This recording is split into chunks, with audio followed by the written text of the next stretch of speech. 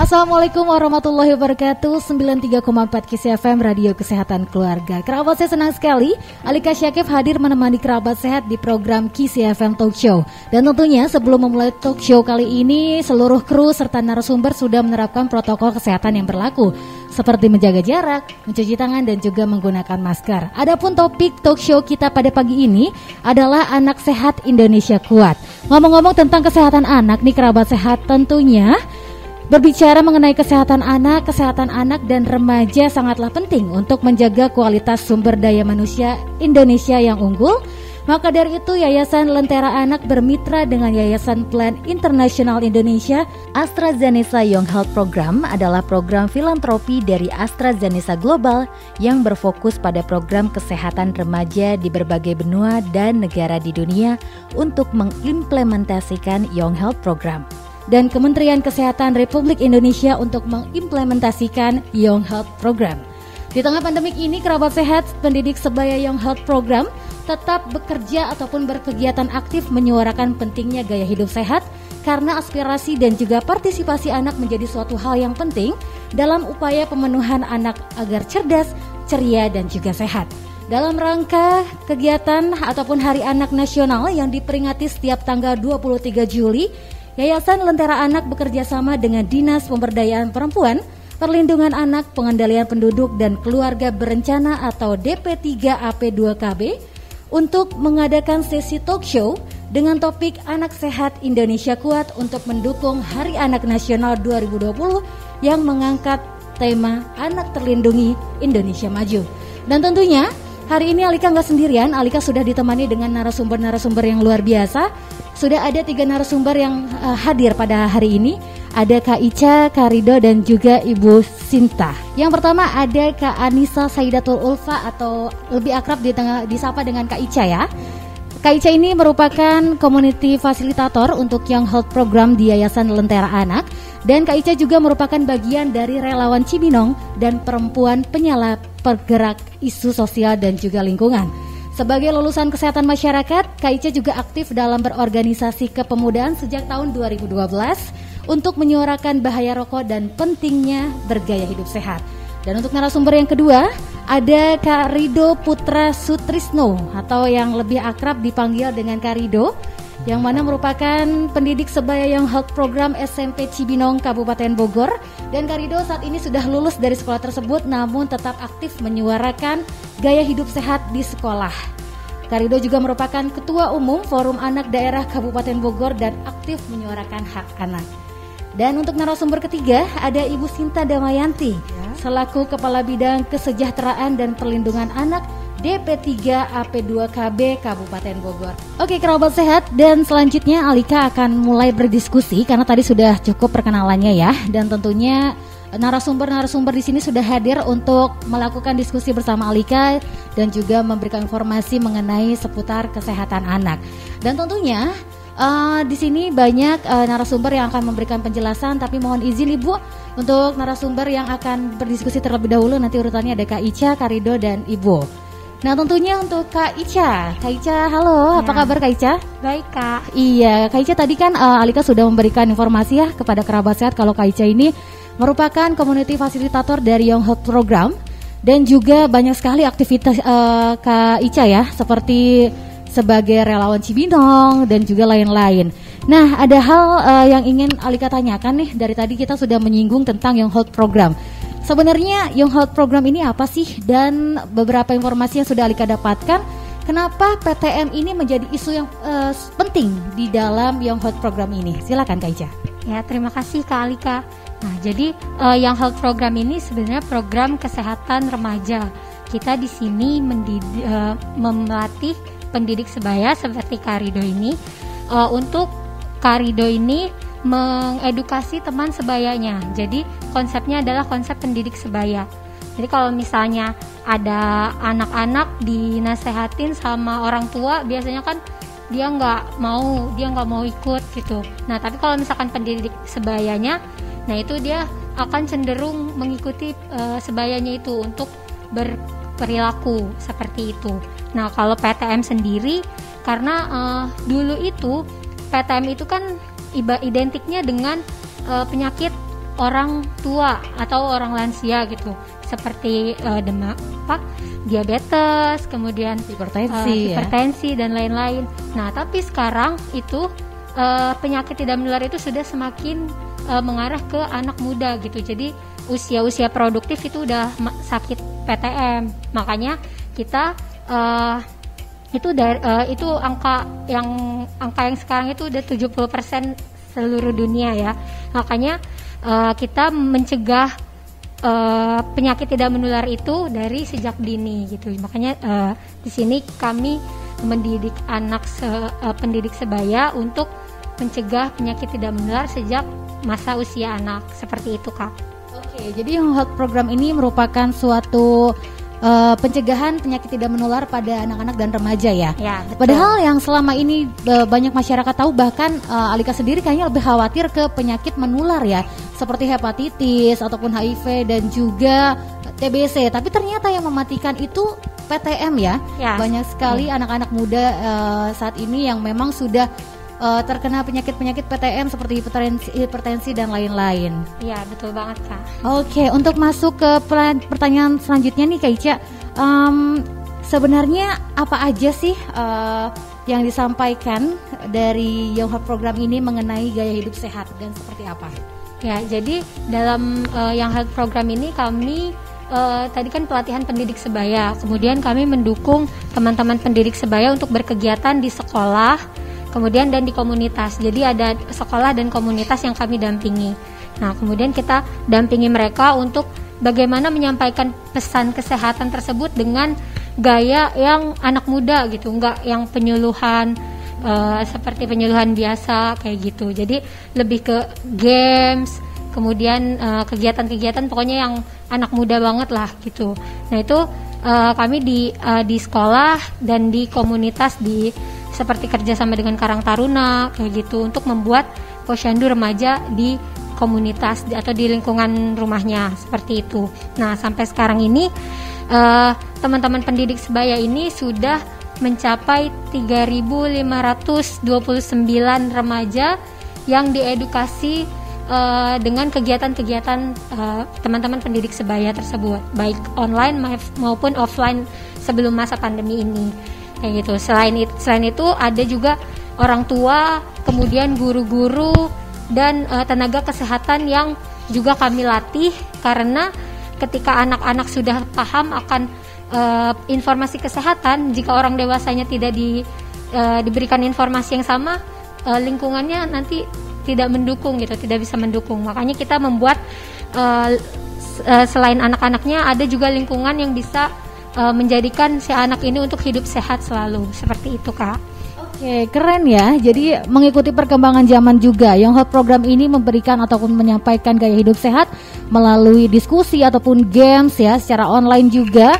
Terus juga sudah banyak sekali anak-anak remaja yang memang sudah diberikan informasi ataupun edukasi mengenai gaya hidup sehat, sekitar ribuan ya. Iya. Dan betul. Juga sudah ada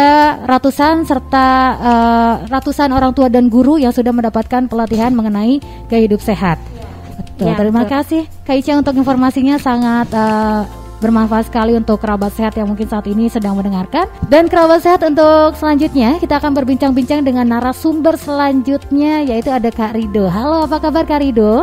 Halo Kak Alika. Halo, sehat hari ini? Alhamdulillah. Alhamdulillah. Kita ngobrol-ngobrol boleh ya? Boleh. Nah, tadi kan Kak Ica juga sudah memberikan informasi banyak nih mengenai edukasi yang diberikan kepada anak-anak remaja, terus juga kepada guru serta orang tua. Dan sekarang kita akan berbincang-bincang dengan Kak Rido.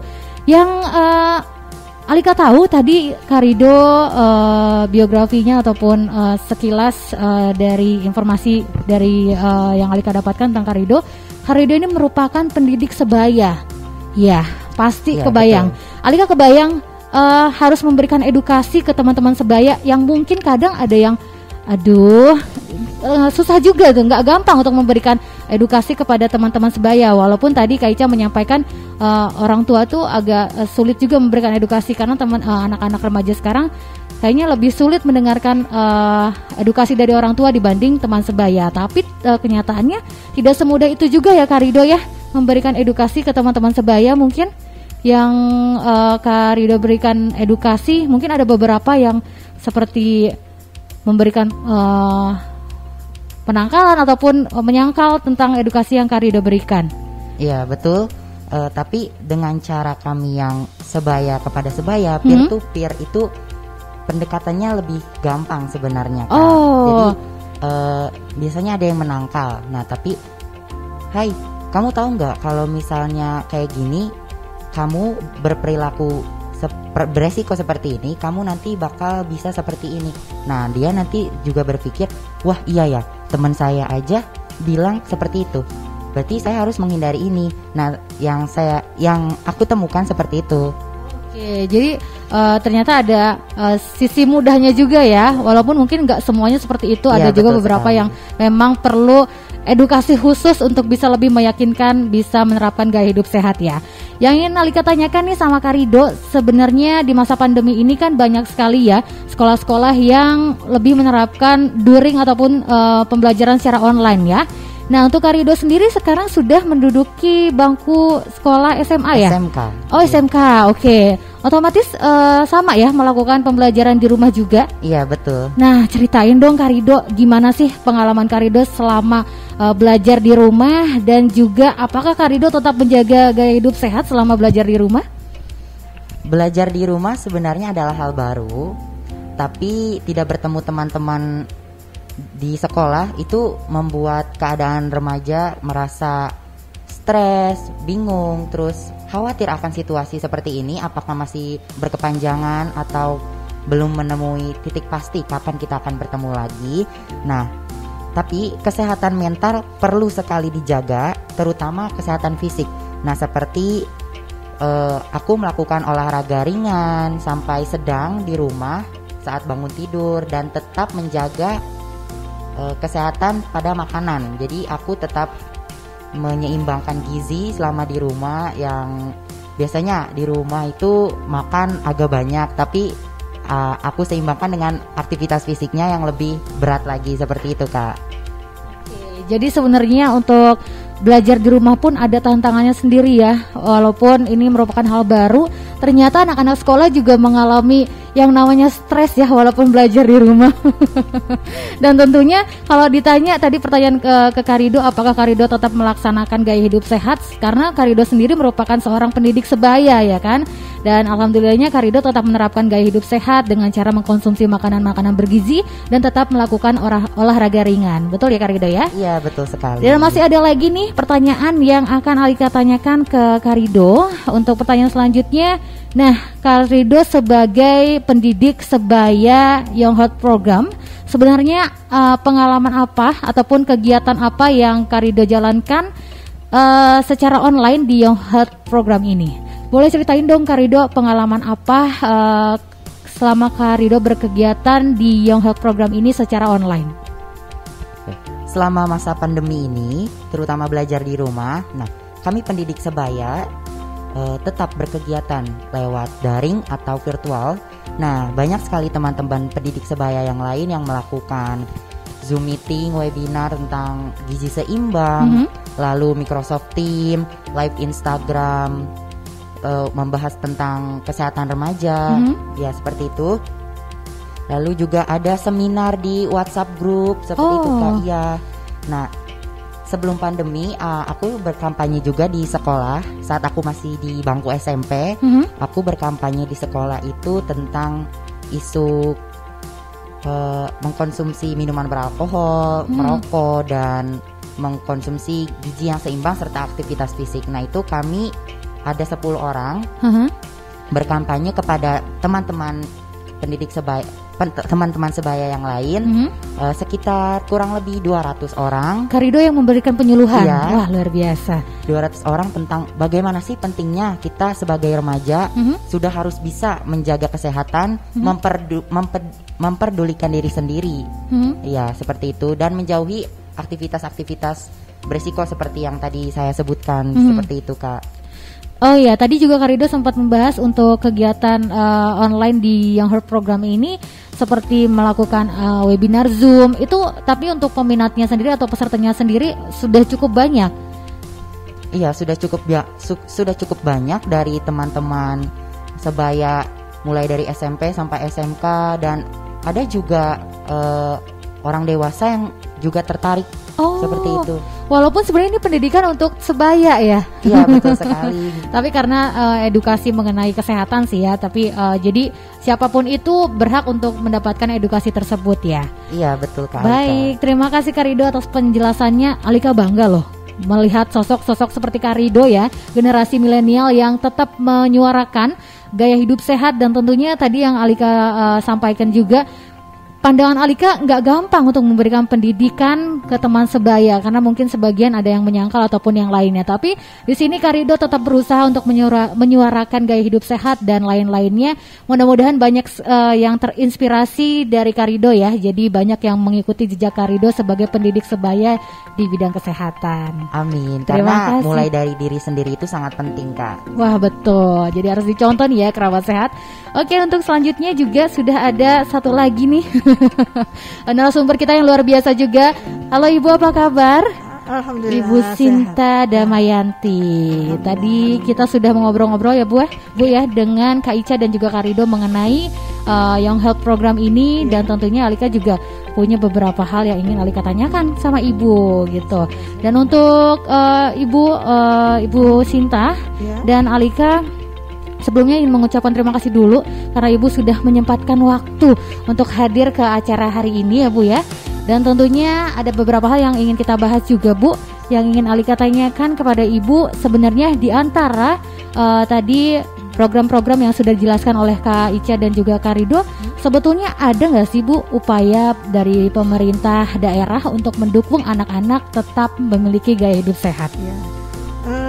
Kami dari Dinas Pemberdayaan Perempuan, Perlindungan Anak, Pengendalian Penduduk dan Keluarga Berencana memang selalu berkoordinasi atau berkolaborasi dengan dinas-dinas terkait tentang kesehatan remaja ini. Yang pertama adalah bahwa kita di Pemda Kabupaten Bogor telah melaksanakan kegiatan-kegiatan atau berupa fasilitasi kesehatan remaja yang ada di puskesmas-puskesmas. Di puskesmas misalnya antara lain adalah di puskesmas kita, di situ ada pelayanan kesehatan peduli remaja, dan kemudian ada kesehatan ada usaha kesehatan sekolah yang ada di sekolah-sekolah. Itu terutama adalah sekolah-sekolah ramah anak. Kita sudah membentuk beberapa sekolah ramah anak yang ada di Kabupaten Bogor. Itu adalah fokus untuk kesehatan anak karena di situ di sekolah ramah anak itu kita fokus untuk tumbuh kembang anak secara optimal. Oke, untuk di sekolah ramah anak ini fokus di tumbuh kembang anak. Ya, secara optimal antara lain kesehatan terutama, dan meminimalisir kekerasan-kekerasan yang terjadi di sekolah-sekolah gitu. Oke, selain itu untuk di daerah, di masyarakatnya sendiri selain rumah ramah anak, kita kalau untuk di dinas kita, di Dinas Pemberdayaan Perempuan, kita punya PIKR ya, Pusat Informasi Remaja. Itu antara lain mengedukasi juga masyarakat remaja terutama untuk jangan sampai menghindari lah untuk yang pertama adalah penundaan usia perkawinan. Jadi kita ada ya.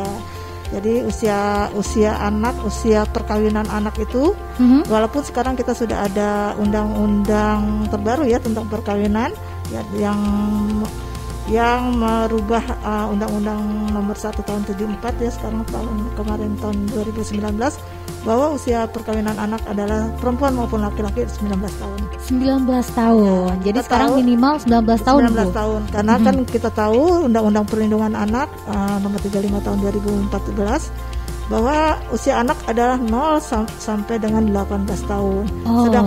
Sedangkan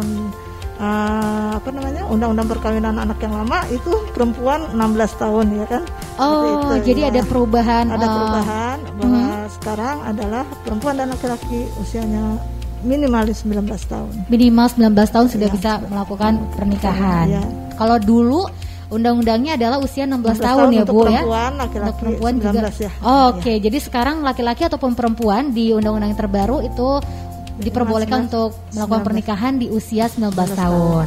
Oke Ibu, tadi juga untuk di sekitar sekolah itu kira-kira pemerintah melakukan usaha kesehatan sekolah kita UKS. ya ada di UKS. Itu kita bekerjasama dengan dengan dinas kesehatan, terutama untuk untuk beri pelayanan kepada remaja ya, kaitannya dengan kesehatan dasarnya, seperti itu sih yang gitu. Oke, jadi sudah masing-masing bagian sudah ada ya Bu ya. Kalau dari sekolah sudah ada UKS, unit kesehatan remaja ya.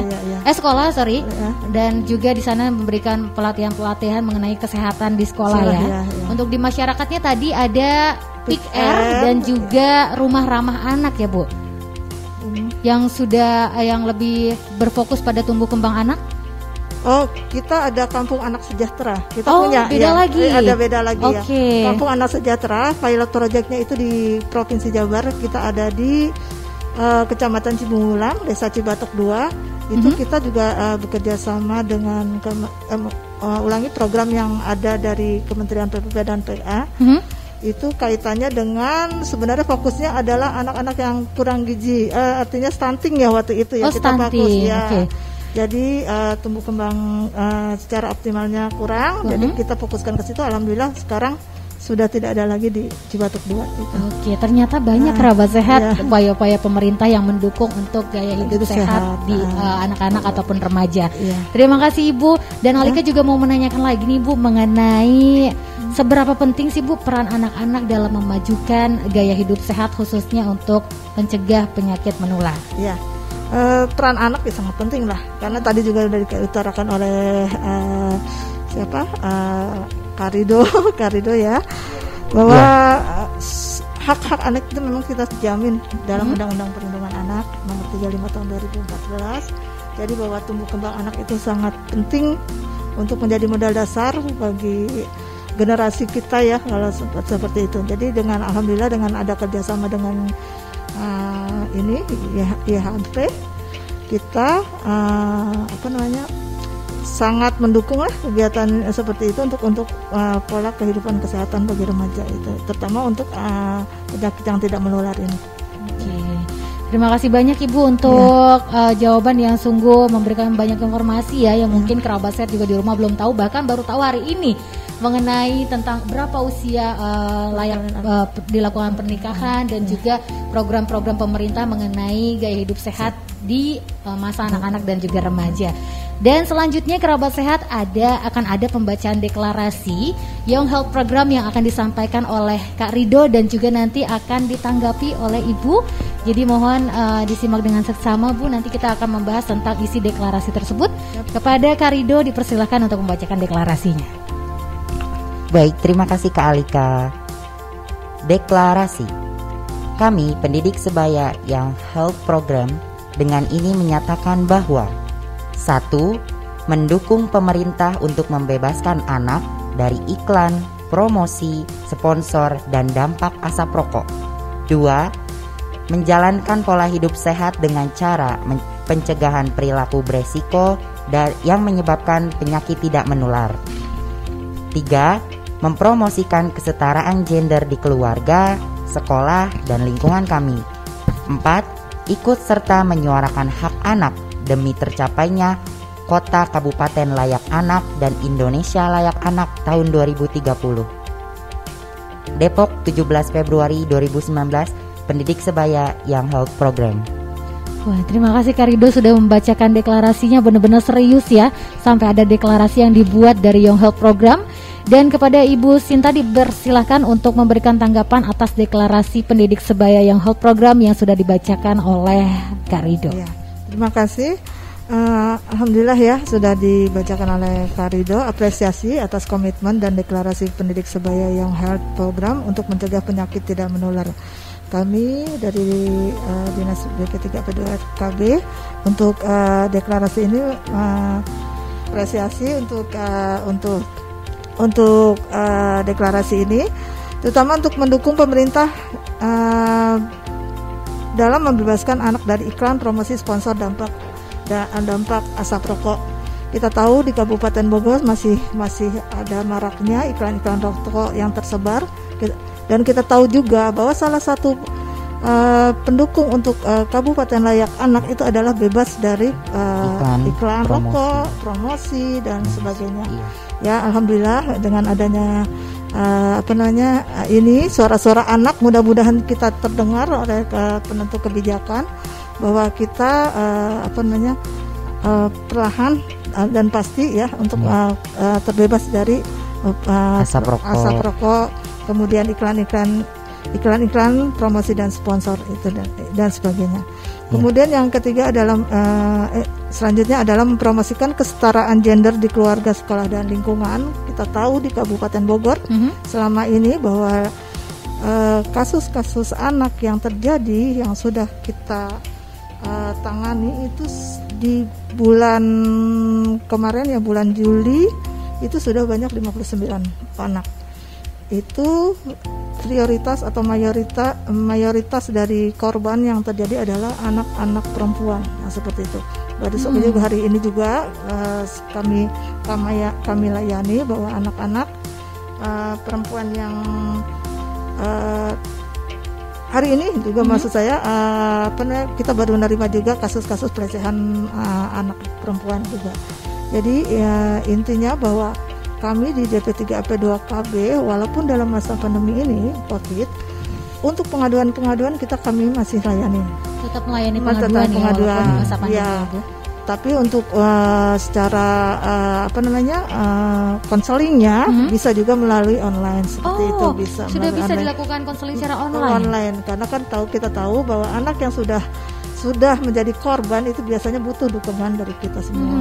Gitu. Betul. Jadi melalui pendampingan secara online, mendamping konsultasi, biar curhat-curhatan itu bisa. Oh gitu. Berarti lebih ke chat pribadi, mungkin menggunakan aplikasi atau apa? Langsung bisa, WA-nya kita ada, bisa langsung WA langsung. Gitu. Ya, memang sudah disediakan nomor khusus ya Bu ya, untuk konseling. Ya. Baik, ada lagi yang mau ditambahkan Ibu untuk tanggapan deklarasinya? Sudah ya. Mungkin dulu yang itu. Mungkin dari Kak Ica ada yang ingin ditambahkan? Ya, jadi sebenarnya deklarasi ini kami buat waktu itu bersama yang merumuskan juga teman-teman pendidik sebaya. Makanya di sini anak-anak sudah mendeklarasikan sebagai bentuk komitmen mereka.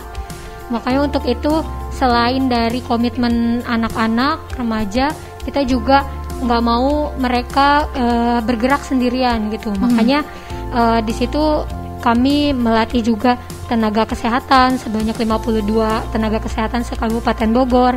Kemudian orang tua juga ada sekitar 245 orang tua yang kami latih juga untuk mendukung mereka supaya mereka berkegiatan di rumah tetap bisa hidup sehat. Kemudian guru-guru yang mendampingi teman-teman di sekolah juga kami latih sudah sebanyak 166 guru yang kami latih untuk supaya lingkungan sekolah tuh bisa menjadi lingkungan yang sehat gitu.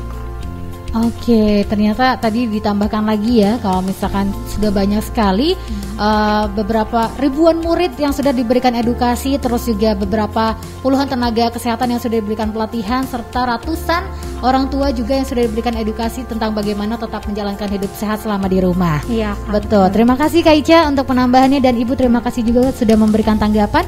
Mungkin dari Kak Rido ada sedikit masukan? Tadi dari Ibu Sinta, aku menangkap bahwa kasus pelecehan seksual itu kebanyakan kepada anak perempuan. Nah, di Young Health Program ini kami juga memiliki fokus kepada isu kesetaraan gender, di mana yang kita tahu bahwa anak perempuan itu dianggapnya selalu di belakang anak laki-laki, tidak dapat istilahnya seperti ini.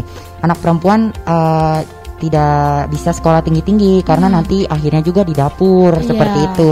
Namun tidak, anak laki-laki ataupun perempuan harus mendapatkan haknya yang sama untuk tercapainya Indonesia yang layak anak ini, yang pendidikannya sama seperti itu.